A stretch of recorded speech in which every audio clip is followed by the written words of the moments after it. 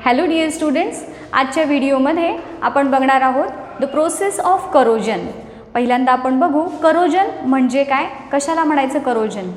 Students, जेव्हा केव्हा एखादा मेटल एअरच्या किंवा वॉटरच्या डायरेक्टली कॉन्टॅक्टमध्ये येतो तेव्हा त्या एअरच्या आणि वॉटर बरोबर त्याची रिॲक्शन होते आणि त्या मेटलचं ऑक्सिडेशनची प्रोसेस होते. आणि या ऑक्सिडेशनच्या प्रोसेसमध्ये तो जो मेटल आहे त्याची गंजण्याची प्रोसेस चालू होते, ज्याला आपण करोजन म्हणजेच काय तर मेटल गंजणे. ओके, सो करोजन कशामुळं होतं, कोणताही मेटल जेव्हा एअर किंवा वॉटरच्या डायरेक्टली कॉन्टॅक्टमध्ये येतो तेव्हा त्या मेटलचं करोजन होतं. आता हे करोजन होऊ नये, एकदा करोजन झालं की त्या मेटलची ड्युरॅबिलिटी किंवा लाईफस्पॅन जो आहे तो कमी होतो. ओके, आणि तो पटकन खराब होतो.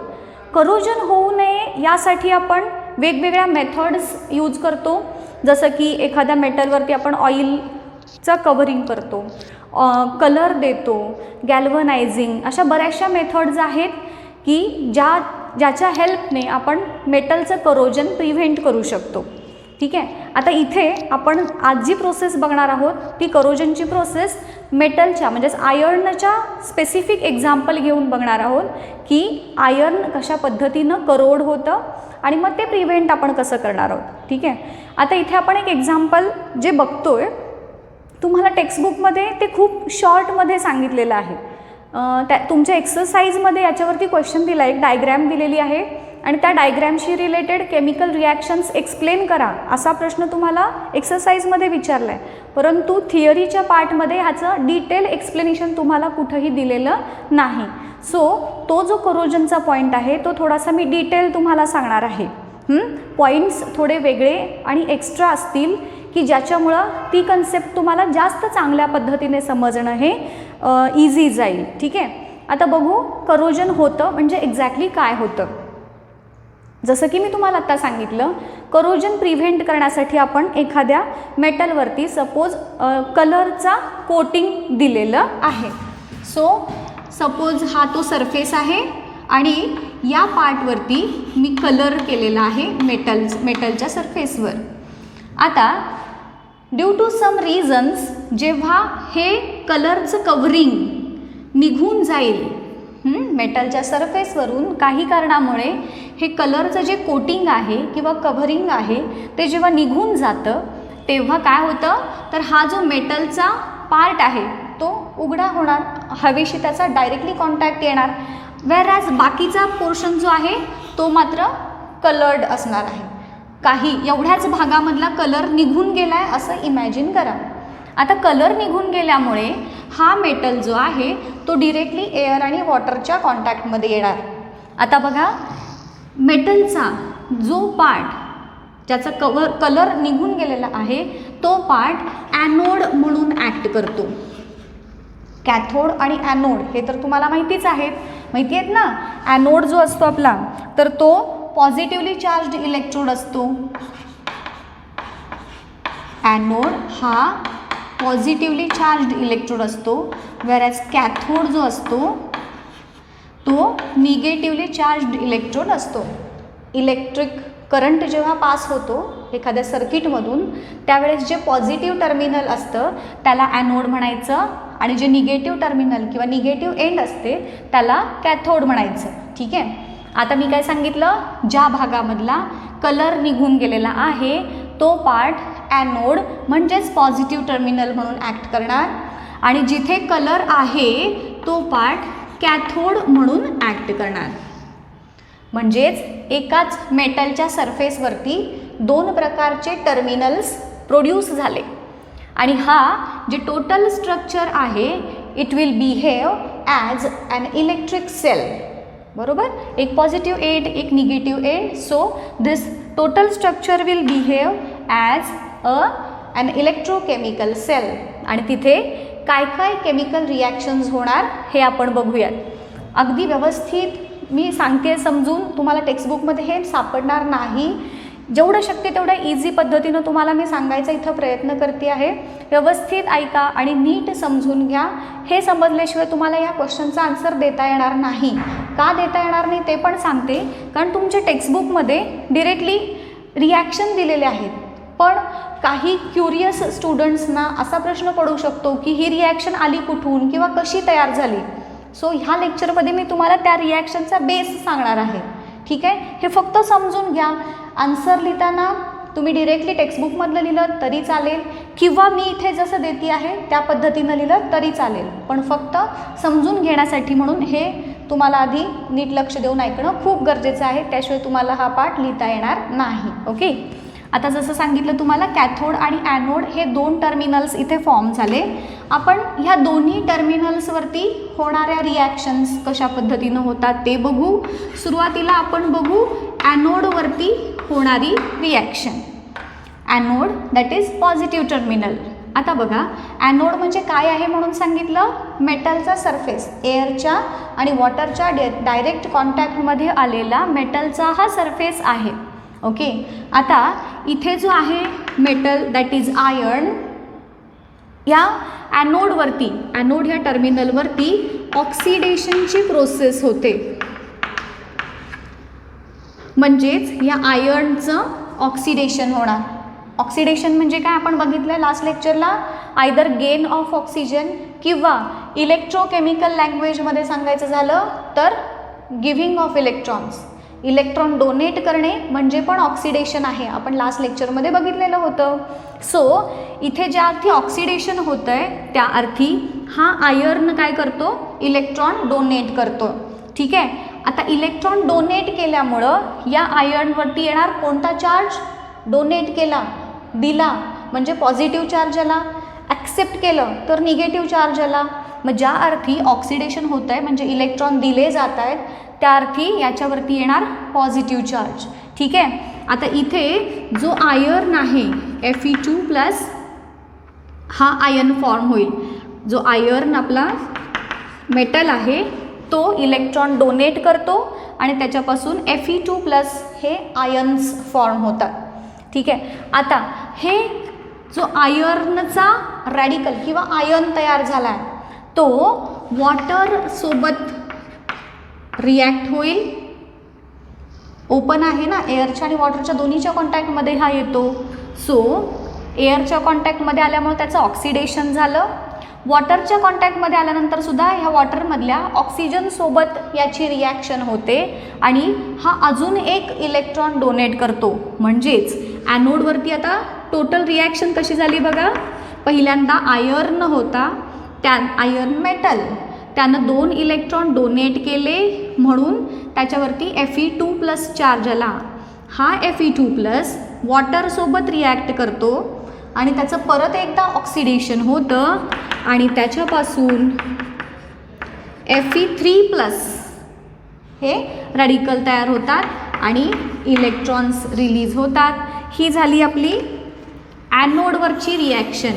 ओके, ॲनोडवरती ही रिॲक्शन झाली आणि आयर्नचे रॅडिकल्स तयार झाले आणि इलेक्ट्रॉन्स रिलीज झाले. आता काय होतं बघा, हे जे रिलीज झालेले इलेक्ट्रॉन्स आहेत ते आता कॅथोडकडे येतील. ठीक आहे, मग आता बघू आपण कॅथोडवरती काय रिॲक्शन होते.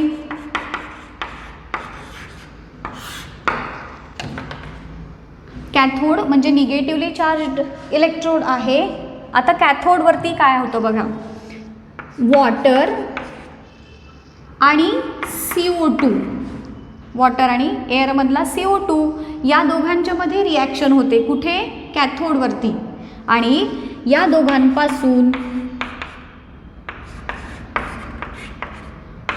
H2CO3 that is carbonic acid form होतं. आलं लक्षात, कॅथोडवरती कार्बोनिक ॲसिड फॉर्म झालं. हे तयार झालेलं कार्बोनिक ॲसिड हे हायली अनस्टेबल असतं.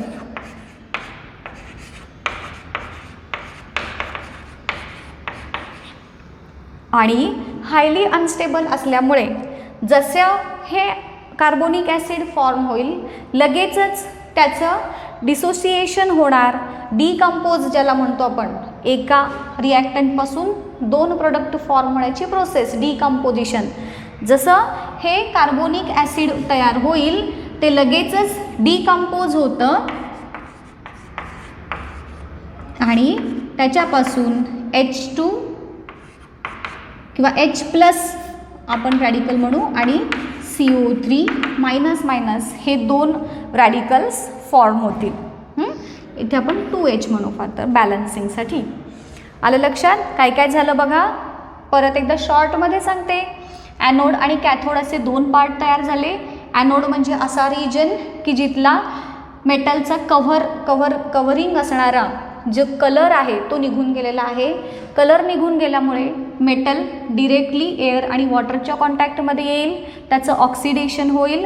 ऑक्सिडेशन म्हणजेच लॉस ऑफ इलेक्ट्रॉन्स आणि ॲनोडवरती ते Fe3+ आयन तयार होतील आणि इलेक्ट्रॉन्स रिलीज होतील. आता मी काय सांगितलं, इथे कॅथोडवरती कार्बोनिक ॲसिड फॉर्म झालं. ते अनस्टेबल असल्यामुळं फॉर्म झाल्या लगेचच त्याचं डिकम्पोजिशन होईल आणि त्याच्यापासून H+ आणि CO3- असे आयन्स तयार होतील. आता हा जो तयार झालेला H+ आयन आहे तो H+ आयन काय करतो, हे जे इलेक्ट्रॉन्स रिलीज झालेत ॲनोडवरती H+, हे जे इलेक्ट्रॉन्स रिलीज झालेत त्या इलेक्ट्रॉन्सशी कंबाईन करतो किंवा इलेक्ट्रॉन्स ॲक्सेप्ट करतो आणि म्हणजेच कॅथोडवरती काय होणार आहे, रिडक्शन होणार. आता ॲनोडवरती ऑक्सिडेशन झालं, कॅथोडवरती रिडक्शन होणार. रिडक्शन म्हणजेच गेन ऑफ इलेक्ट्रॉन्स. कोण इलेक्ट्रॉन्स गेन करणार, तर हा जो फॉर्म झालेला हायड्रोजन आहे तो हायड्रोजन ॲनोडवरती रिलीज झालेले हे इलेक्ट्रॉन्स ॲक्सेप्ट करणार आणि त्याच्यापासून हा जो H+ आहे तो इलेक्ट्रॉन ॲक्सेप्ट करेल आणि त्याच्यापासून हायड्रोजनचा ॲटम फॉर्म झाला. आता एक इलेक्ट्रॉन ॲक्सेप्ट केल्यामुळं हा स्टेबल झाला ना, स्टेबल झाला आणि त्याच्यापासून आता हा आधी आयन होता, चार्ज होता याच्यावरती.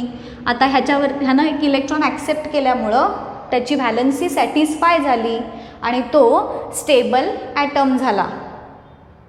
हायड्रोजनचा ॲटममध्ये त्याचं कन्व्हर्जन झालं. आता बघा, आता हा जो हायड्रोजनचा ॲटम आहे तो हायड्रोजनचा ॲटम रिॲक्ट विथ ऑक्सिजन आणि अर्थातच त्या दोघांची रिॲक्शन होऊन त्याच्यापासून काय तयार होईल, वॉटर तयार होईल. So H+O2 gives H2O. Balance करूयात. इकडे 2 H आहेत, इकडे 1 आहे, सो 2H. आता काय झालं, O इथे 2 आहेत, इथे 1 आहे, इथे 2 ऑक्सिजन आहेत. सो मी इथे 2H2O केलं, पण आता इथे हायड्रोजन 4 झाले, 2 × 2, सो इथे मी 4H लिहिलं. ओरल बॅलन्स करता आलं पाहिजे, तुम्ही प्रॅक्टिसनं तुम्हाला येईल हे. सो इथे मला कॅथोडवरती ह्या 2 रिॲक्शन्स मिळाल्या. काय मिळाल्या, एक म्हणजे हायड्रोजनचा ॲटम फॉर्म झाला आणि तो हायड्रोजनचा ॲटम ऑक्सिजनसोबत रिॲक्ट होणार आणि त्याच्यापासून वॉटरचा मोलेक्यूल फॉर्म झाला. आता कॅथोडवरती होणारी नेट रिॲक्शन म्हणजे ह्या दोन्ही रिॲक्शनची ॲडिशन म्हणू आपण. नेट म्हणजे टोटल रिॲक्शन, हां, नाहीतर नेट म्हणजे जाळी असा अर्थ नाही घ्यायचा इथे. नेट मीन्स टोटल रिॲक्शन काय झाली, ह्या दोघांची ॲडिशन. ठीक आहे. आता ॲडिशन होताना बघा, ज्या एंटिटीज आपण कॅन्सल करू शकतो त्या आपण आधी कॅन्सल करू. आता इथे माझ्याकडे 4H आहे, ठीक आहे. मग आता इथे नुसताच H आहे. सो सपोज जर मी ह्या इक्वेशनला 4 मल्टिप्लाय केलं तर काय होईल, हे सगळेच 4 होतील, इजंट इट. मग मला काय इक्वेशन मिळेल, ज्यावेळेस मी ह्याला 4 मल्टिप्लाय करेन, 4H plus 4 electrons gives 4H. काय केलं कळालं आणि का केलं कळालं का बघा. हे दोन्ही इक्वेशनची मला ॲडिशन करायची आहे. सो इथे 4H आहेत, इथे पण मला जर 4H मिळाले तर आय कॅन कॅन्सल दोज. आणि 4H होण्यासाठी मला काय करावं लागेल, तर ह्या पूर्ण इक्वेशनला मला 4 मल्टिप्लाय करावं लागेल. सो मी या टोटल इक्वेशनला 4 मल्टिप्लाय केलं आणि मला हे इक्वेशन मिळालं. आता नेट कॅथोड रिॲक्शन जी आहे ती या दोन इक्वेशनची ॲडिशन होईल. That is 4H plus 4 electrons gives 4H. इथे परत 4H plus O2 gives 2H2O. ह्या दोघांची ॲडिशन करायची. आता हे 4H कॅन्सल झाले. काय राहिले ते खाली येणार. That is 4H plus 4 electrons plus O2. हे इकडे रिॲक्टंट साईडला हे 3 राहिले ना, सो मी ते तिन्ही एकत्र लिहिले. प्रोडक्ट साईडला काय राहिलं आहे, फक्त 2H2O. सो मी ते प्रोडक्ट साईडला लिहिलं. तुमच्या टेक्स्टबुकमध्ये तुम्हाला डिरेक्टली ही रिॲक्शन दिलेली आहे की कॅथोडवरती ही रिॲक्शन होते. तुम्हाला मे बी प्रश्न असा पडू शकला असता की ही रिॲक्शन आली कुठून, एक्झॅक्टली काय झालं. सो ते समजण्यासाठी म्हणून मी तुम्हाला हे एवढं सगळं सांगितलेलं आहे. टेक्स्टबुकमध्ये या स्टेप्स दिलेल्या नाहीत, डिरेक्टली ही रिॲक्शन दिली आहे. ओके, सो फक्त हे समजण्यासाठी तुम्ही एक्झाममध्ये असंच लिहिलं तरी तुम्हाला चूक कोण देणार नाही, पण फक्त ही कसं आलं हे समजून घ्या. आता ही झाली कॅथोडची रिॲक्शन, ही झाली ॲनोडची रिॲक्शन. आता ह्या टोटल सेलमध्ये ज्याला आपण टोटल रिॲक्शन म्हणूयात, करोजनची प्रोसेस होताना टोटल रिॲक्शन म्हणजे काय असणार आहे, कॅथोडची रिॲक्शन प्लस ही ॲनोडवरती होणारी रिॲक्शन. जसं आपण मगाशी इथे नेट कॅथोड रिॲक्शन म्हटली, ती काय केली, ह्या दोघांची ॲडिशन केली, होय की नाही. तसंच ह्या पूर्ण कॅथोड आणि ॲनोड इथे दोन्हीकडे होणाऱ्या रिॲक्शन्सची टोटल जर मला करायची असेल तर मी ही रिॲक्शन प्लस ही ॲनोडवरती होणारी रिॲक्शन या दोघांची ॲडिशन करणार. ठीक आहे, ती आता ॲडिशन केल्यानंतर बघू कशा पद्धतीनं आपल्याला आन्सर मिळतं. टोटल रिॲक्शन किंवा ओव्हरऑल रिॲक्शन म्हणजे काय आहे, कॅथोड रिॲक्शन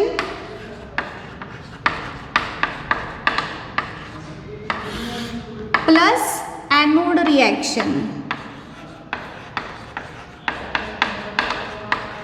आता मला सांगा कॅथोडमध्ये काय रिॲक्शन झाली आहे, ही आहे आपली फायनल कॅथोडची reaction. So 4H plus 4 electrons plus O2, हे जे दिसतंय ते मी इथं मांडते हां, गिव्स 2H2O.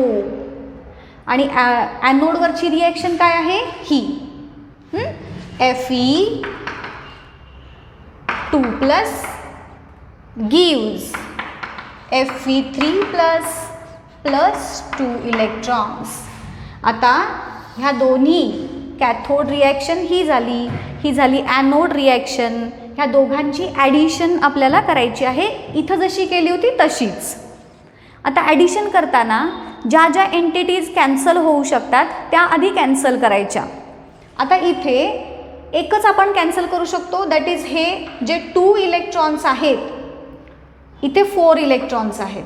मग मला काय करावं लागेल, ह्या 2 इलेक्ट्रॉन्सच्या जागी जर 4 इलेक्ट्रॉन आलं तर हे दोन्हीच कॅन्सल होऊ शकतात.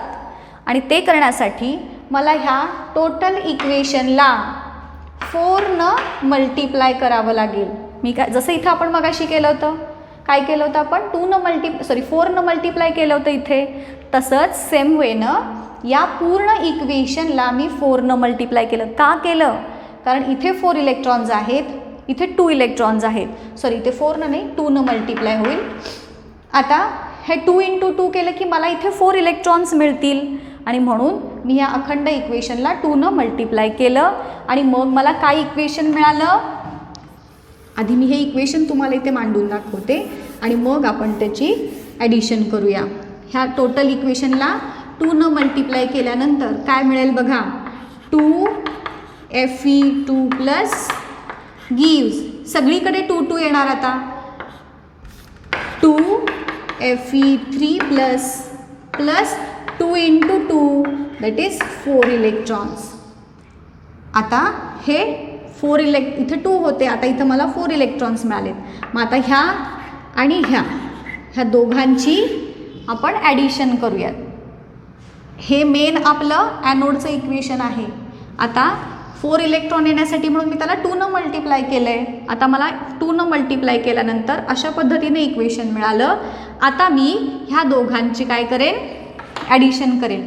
मी हे पुसू, हे पुसल्यानंतर लक्षात येईल तुमच्या, हे मी पुसते. ओके, आता ह्या दोघांची ॲडिशन करूयात. हे 4 इलेक्ट्रॉन्स कॅन्सल झाले. आता रिॲक्टंट साईडला जे जे दिसतंय ते खाली मांडायचं. काय काय दिसतंय, 4H प्लस O2 आणि प्लस इथला 2Fe2 प्लस. हे सगळे रिॲक्टंट साईडला आहेत का, हा एक आणि हा. प्रोडक्ट साईडला काय आहे, H2O आहे आणि Fe आहे. सो मी प्रोडक्ट साईडला लिहीन 2H2O. जे आहे, जे दिसतंय ते मांडायचं आहे, फार वेगळं काही करायचं नाही. 2H2O आणि इकडच्या प्रोडक्ट साईडला काय आहे, प्लस 2Fe3 प्लस. ही आपली ओव्हरऑल रिॲक्शन झाली. आता बघा, ही जी फायनल रिॲक्शन मिळाली आपल्याला, या फायनल रिॲक्शनमध्ये काय प्रोडक्ट मिळालं आहे, वॉटर आणि Fe. आयर्न आणि वॉटर हे 2 मोलिक्युल्स आपल्याला मिळालेत. आता हे मिळालेलं वॉटर आणि आयर्नचे मोलिक्युल्स एकमेकांबरोबर रिॲक्शन करतात आणि मग त्यांच्यापासून फॉर्म होते रस्ट, ज्याला आपण गंज असं म्हणतो. सो टोटल रिॲक्शन ही झाली आणि याच्यापासून हे जे वॉटर आणि आयर्नचे मोलिक्युल्स आहेत त्यांच्यापासून रस्ट तयार होईल, जो आपल्याला मेटलच्या सरफेसवरती दिसतो ना, तांबूस कलरचा पार्ट, गंजलेला जो भाग असतो, तो गंज काय असतो, ह्या आयर्न आणि वॉटरची रिॲक्शन होऊन तयार झालेलं आयर्नचं ऑक्साईड असतं. ओके, सो यांच्यापासून मला फायनल रिॲक्शन अशी मिळेल, that is 2Fe3 plus 4H2O.